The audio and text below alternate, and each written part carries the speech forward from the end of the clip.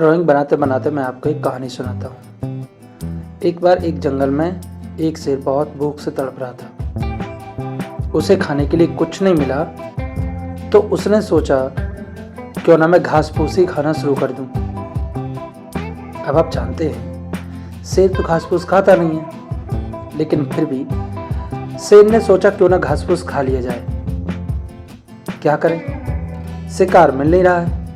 सुबह से लगातार हम घूम रहे हैं। काफ़ी कोशिश करने के बावजूद उसने जब शिकार नहीं मिला तो घास फूस खाने का ही सोचा। उसने सोचा क्यों ना झाड़ियाँ खाई जाएं, घास फूस खाया जाए। घास खाने से क्या मेरी भूख शांत होगी।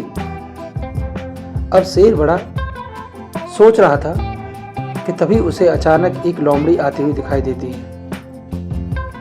अब लोमड़ी तो लोमड़ी होती है, लोमड़ी बहुत चालाक होती है। तो शेर ने उससे की तरफ देखा, लोमड़ी ने भी शेर की तरफ देखा। लोमड़ी को लगा कि आज महाराज को कोई दिक्कत है, तभी मेरी तरफ इस तरीके से देख रहे हैं। लेकिन लोमड़ी को क्या पता कि महाराज को क्या दिक्कत है। अब यही चीज समझने के लिए हमें क्या करना है, हमें ये देखना है कि शेर किस तरीके से लोमड़ी की तरफ देख रहा था। वो ऐसे देख रहा था जैसे मानो खाने की प्लेट उसके इधर उधर घूमना शुरू हो गई हो। लोमड़ी कुछ समझ पाती उससे पहले शेर ने बोल दिया,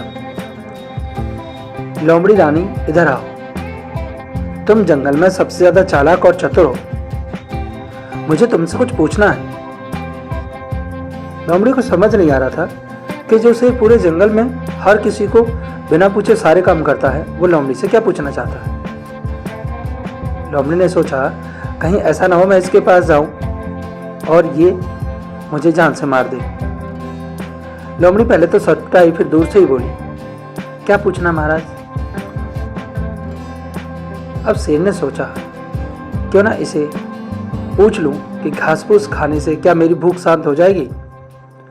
तो उसने लोमड़ी से कहा कि लोमड़ी रानी प्लीज मुझे ये बताओ कि मैं शेर हूं और मैं खाता हूं केवल मांस, लेकिन आज मुझे सुबह से कुछ मिला नहीं खाने, तो मेरा दिल कर रहा है कि मैं घास फूस खाऊं।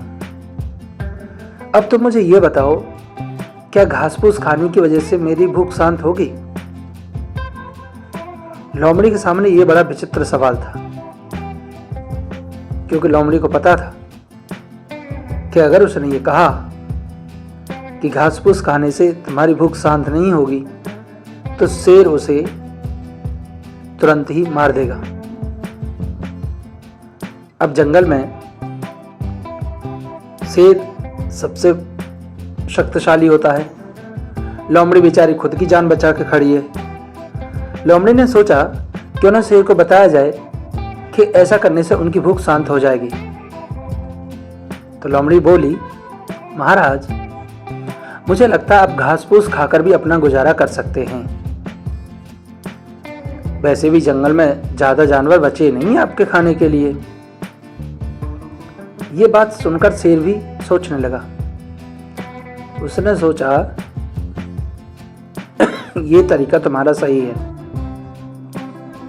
मैं आज से घास फूस खाना शुरू कर दूंगा। इतना सोचकर शेर नजदीकी के मैदान की तरफ चल दिया। लोमड़ी को यह जानने की बड़ी उत्सुकता थी, देखना चाहती थी कि शेर घास खाएगा या नहीं खाएगा। लोमड़ी पीछे पीछे चल दी, वो भी शेर को बिना बताए, ये देखने के लिए कि शेर घास खाएगा या नहीं खाएगा। अब शेर जाके जंगल के मैदान में खड़ा हो जाता है, जहां पर चारों तरफ हरी हरी हरी हरी घास है। लोमड़ी ने सोचा अब मैं झाड़ियों से छुपकर देखूंगी कि आखिर शेर कितनी घास खाता है और कैसे खाता है। लोमड़ी झाड़ियों के पीछे, शेर ने घास का तिनका मुंह में लिया